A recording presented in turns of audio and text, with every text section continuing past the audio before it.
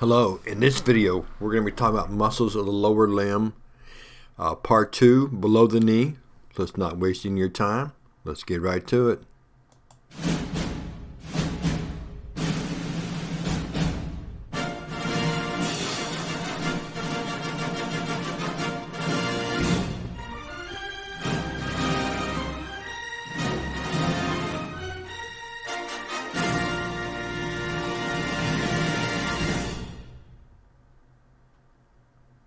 Now, when we're talking muscles of the lower limb, below the knee, the first thing we want to emphasize is one, all the attachments that are going to be above the knee, reaching down to the lower half.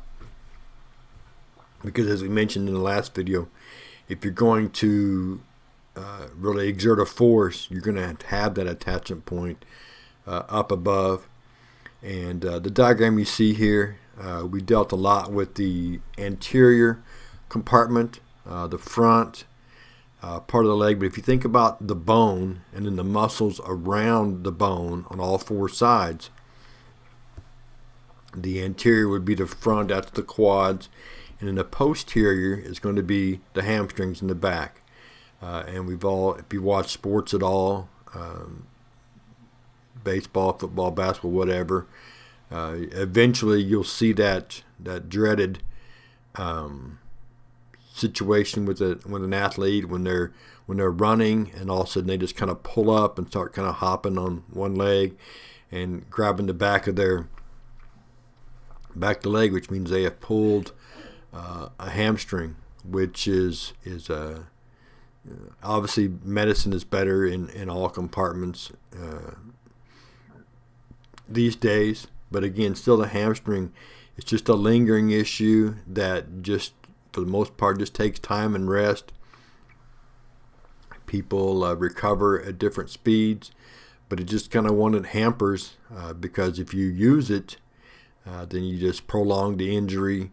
And within a season, I mean, the seasons are only so long that it's just one of those issues that you just have to deal with in the way you can. But the hamstring is what this one's talking about. And again, the take home, as it has been with these muscles, is the different layers and strands. I mean, you just reach back there and kind of feel the hamstring. You just kind of feel that big muscle.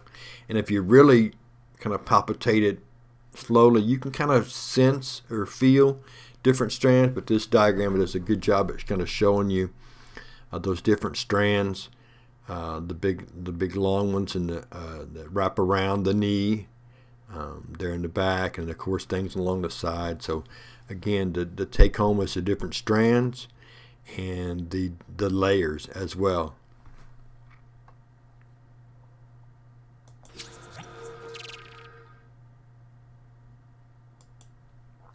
Now, as we mentioned, compartments. Again, here's another diagram that just kind of showcases that anterior, posterior, medial, lateral, medial inside, lateral on the outside of the body. And you can see that cross section. You can see the tibia and fibula in there, that big thick bone that you can easily feel. They're on the front of your leg, and then the fibula more in the inside of the muscles. But again, looking at those compartments, and again, this is you kind of looking down into your leg if it was to be a cross section, down into it. But if you stand it upright, the anterior, just like if you took that cross diagram there on the far left and flipped it to where it was parallel to the ground, the anterior would be in the front. But that's the idea of these muscles. And if you feel your leg down there, you can feel a few muscles in the front, but most of it is behind the tibia. And you can see that, and again, in the diagram, the big calf muscle in the back, and of course things along the side you can feel. And but that's the idea of the compartments.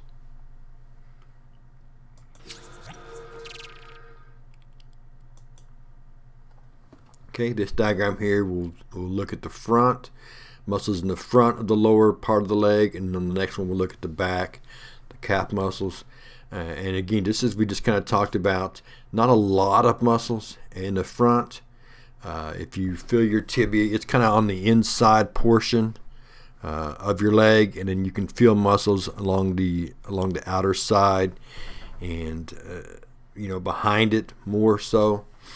But that tibia is kind of on the inside, and it's made to be kind of right underneath, because it's a very heavy load-bearing bone. But again, the take home here is those long tendon that reach down to the foot. Just the idea of kind of doing things with your foot, pulling up your toes, stepping, that whole heel to toe motion. Those are all driven from muscles, not only the ones in the front, but the ones in the back as well. And in this one, the diagram on the far left, the A, has all the muscles, and then the diagrams A, B, C, and D kind of show you individual ones and their attachment points. Both that big one kind of right just to the left of the tibia, and then the one to the left down lower, and then the one to the left up higher. But again, those three muscles all working to do things with your foot, extend it, pull it in. As it mentions, prevent toes from scuffing. That just means dragging your foot. You catch your toes on the carpet or whatever, which is easy to do. These muscles are the ones that work that.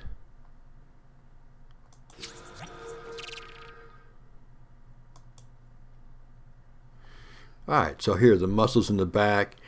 And again, this is going to be a two-parter. This diagram here shows the ones on the surface, the superior muscles, and again, you see that calf muscle. And again, if you just reach down and kind of palpitate that calf muscle, you're thinking, okay, that's just one big kind of bicep type muscle. But in reality, you can see that it's got the two heads, just like the bicep did. Those two. But again, that long tendon reach down to the bottom. One of the things that kind of comes up at plantarsitis is plantarsitis, that you'll see with athletes, and just watching sports. I see it more in baseball than for some reason than anywhere. But athletes will deal with this because that tendon will get injured to the point where it's painful to do anything with your feet, move them around, and of course we know from a walking standpoint, running standpoint, plantarsitis is the term there.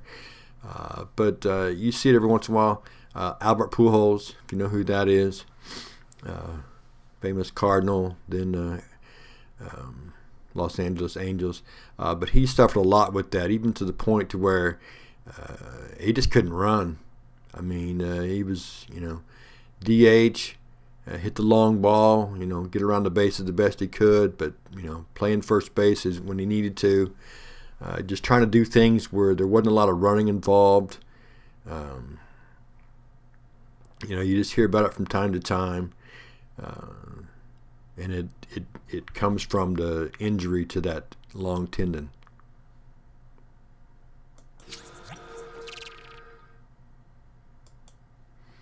Okay, so this is part 2 of the looking at the back of the leg. This is now the first layer has been removed, and now we're looking at the lower layer, the deeper layer. And again, these are muscles that wrap around the side of the knee and wrap around to the front for that torque, for that drive, that pull. But again, just emphasizing the different layers. And again, we'll deal with the names in the lab type settings. We'll take care of that then. But just their interaction with the knee, interaction from above, just kind of working that lower leg.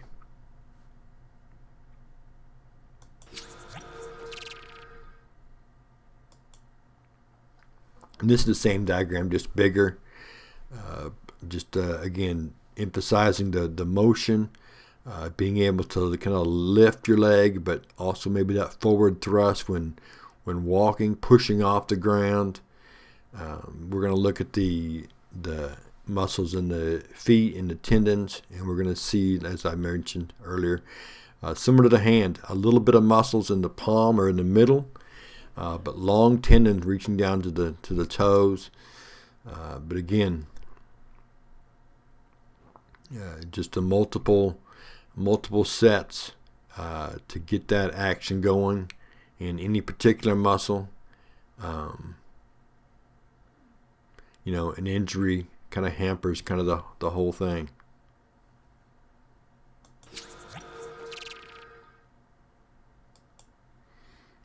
All right, and so here's obviously the feet, and again we can kind of see the bottom view, the top view.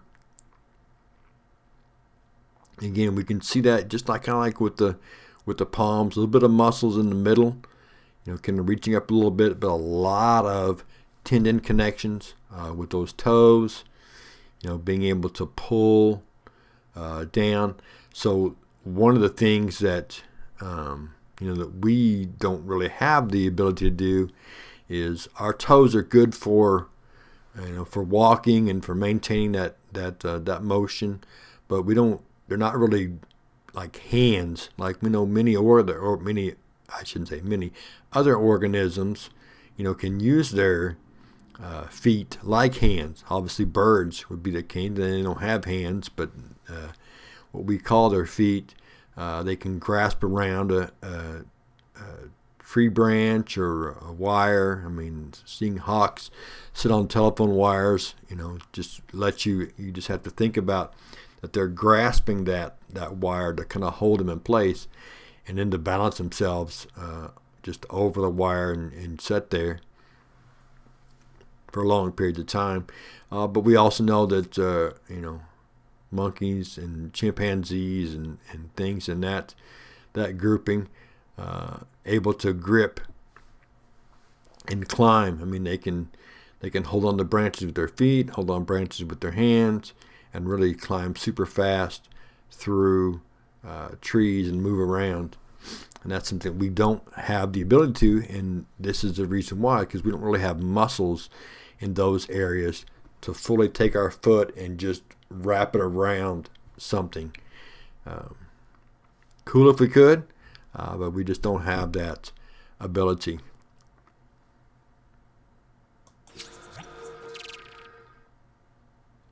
And kind of lastly, a slide here, a scene here, just kind of common injuries, and if you're involved in sports at all, or even just life sometimes. I mean, especially when you get someone my age, shin splints, if you've ever had those are painful.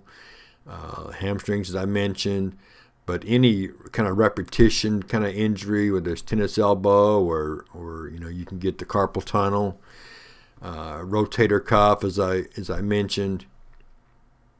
Those can all come about because of use and overuse, and you just have to take the time to rest those injuries.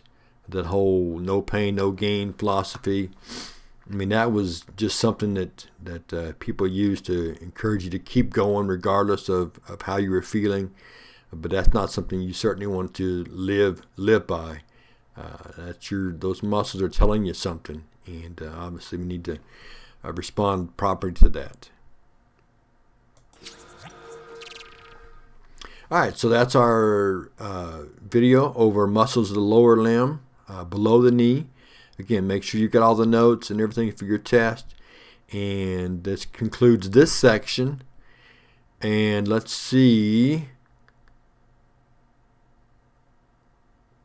what would be the next one is going to be. I'm drawing a blank. So I'll just have to say I'll have to think about it, and we'll see you then.